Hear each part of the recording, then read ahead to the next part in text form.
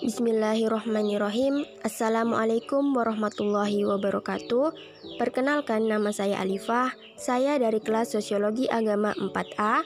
Di sini saya akan memaparkan isu guna memenuhi tugas pada mata kuliah Teknik Retorika.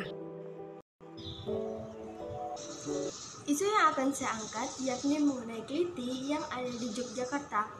Kelitih berasal dari bahasa Jawa yang dulunya merupakan istilah untuk menyebut anak-anak yang berkeliling lingkungan hanya untuk mengisi waktu luang tanpa aktivitas spesifik. Aktivitas yang dulunya berupa kegiatan santai atau jalan-jalan, kemudian berubah dan mengalami pergeseran makna sampai mengandung aksi kriminal sebab menjadi identik dengan tindak kekerasan bersenjata tajam. Dikutip dari kompas.com, asal kelitih adalah bentuk kata ulang dari klitah-klitih yang bermakna jalan bolak-balik agak kebingungan. Hal ini merujuk pada Kamus Bahasa Jawa S.A. Mangunsuwito. Pakar Bahasa Jawa sekaligus Guru Besar Universitas Sanata Dharma Yogyakarta, Pranowo menjelaskan, klitah-klitih masuk dalam kategori dwilingga salin suara atau kata ulang berubah bunyi, senada dengan kata dalam bahasa Indonesia seperti pontang-panting dan mondar-mandir.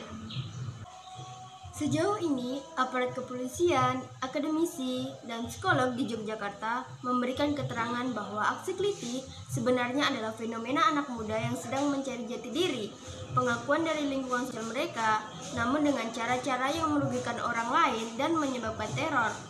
Jogja Policy Watch atau JPW mencatat ada 12 kali aksi kejahatan jalanan atau dikenal dengan istilah kelitih sepanjang 2022 di daerah istimewa Yogyakarta dengan korban terluka dan meninggal.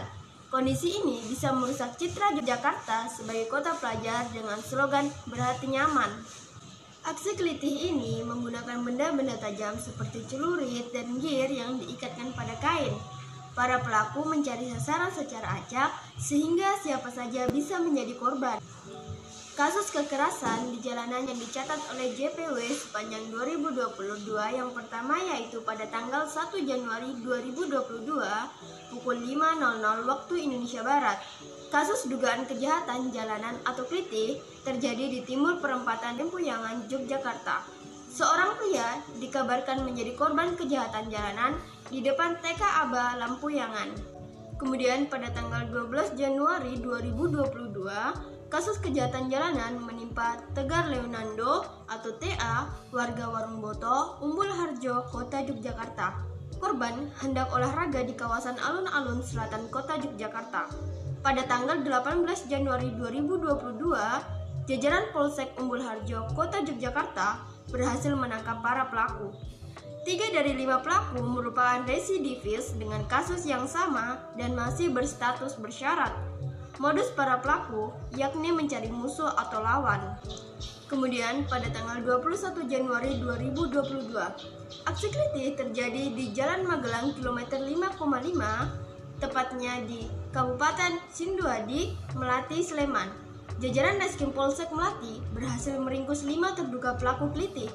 Korban BR, warga Melati Sleman, dan KF, warga Tegarejo, Kota Yogyakarta.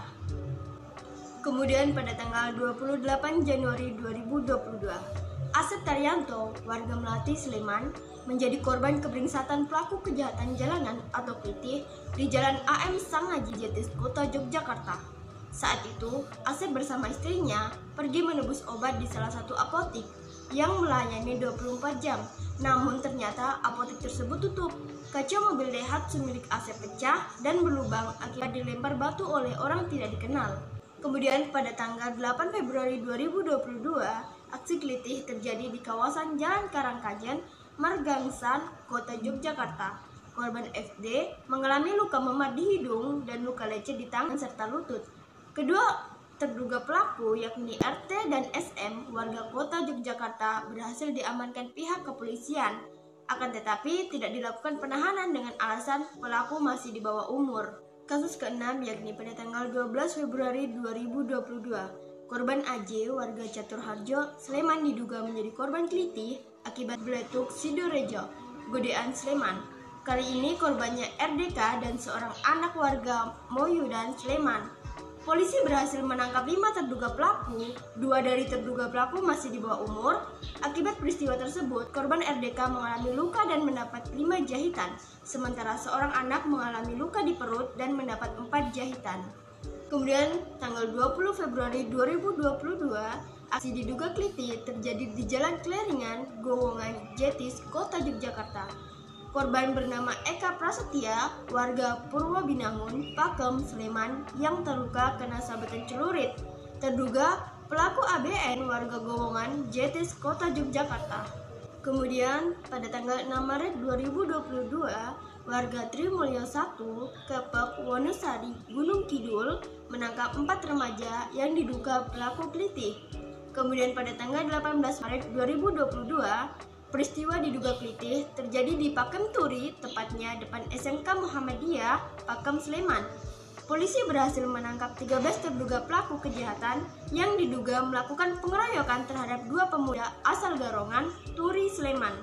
Kemudian pada tanggal 22 Maret 2022, aksi diduga kelitih terjadi di Jalan Wates, Ngesti Harjo, Kasihan, Bantul. Dan kasus yang ke-12 yaitu kasus pada tanggal 3 April 2022, aksi kejahatan jalanan kembali terjadi di kawasan Gedong Kuning, Yogyakarta. Korbannya adalah seorang remaja SMA bernama Dava Azin Al-Basit. Korban meninggal dunia setelah terkena sabetan benda tajam berupa gir besi di bagian wajahnya. Korban merupakan anak anggota DPR Kebumen, Jawa Tengah. Direskrimum Polda Daerah Istimewa Yogyakarta, Kombes Pol Ade Arisyam Indardi meminta masyarakat menghilangkan keliti dalam aksi kejahatan jalanan yang dilakukan remaja atau siapapun, karena sejatinya keliti memiliki idiom yang positif. Ade mengatakan, keliti dalam budaya sebenarnya berarti adalah jalan-jalan sore untuk melepas penat, dan jika diartikan sekarang, maka bisa merubah konotasi makna yang sebenarnya menjadi konotasi yang negatif dalam kehidupan sehari-hari. Kabid Humas Polda Daerah Istimewa Yogyakarta, Kombes Pol Yulianto menambahkan, sejatinya warga bisa melakukan pencegahan terjadinya kejahatan jalanan. Warga juga bisa mengamankan pelaku kejahatan jalanan dengan syarat tertangkap tangan. Jadi, warga bisa menangkap pelaku kejahatan jalanan asal menangkap basah mereka, ujarnya. Sekian apa yang bisa saya sampaikan pada kesempatan kali ini. Saya ucapkan banyak terima kasih dan semoga bermanfaat. Wassalamualaikum warahmatullahi wabarakatuh.